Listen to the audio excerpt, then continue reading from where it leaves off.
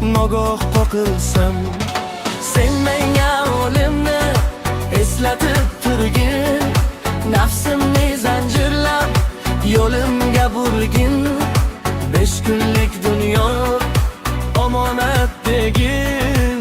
Sen menga o'limni eslatib turgin, 5 kunlik dunyo omonat degin. Sen menga o'limni eslatib turgin.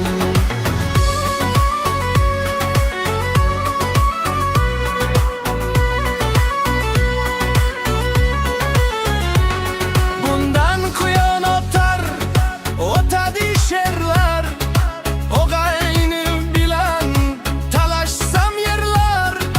Oqibat qilmasam opa singlimga, shaytoniy tuyg'ular kelsa ko'nglimga. sen menga o'limni eslatib turgin, nafsimni zanjirlab yo'limga burgin. 5 kunlik dunyo Omonat degin. sen menga o'limni eslatib turgin, 5 kunlik dunyo omonat degin. Sen menga o'limni eslatib turgin.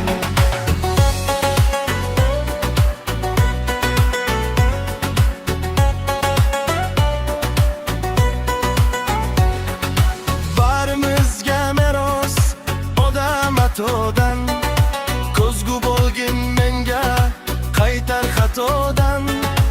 Ayamaganingdek mo'linga dodam, panohim o'zingsan asra xatodan. sen menga o'limni eslatib turgin, nafsimni zanjirlab yo'limga burgin.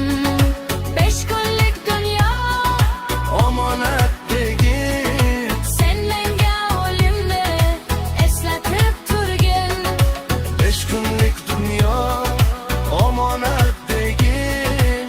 Sen menga o'limni eslatib turgin.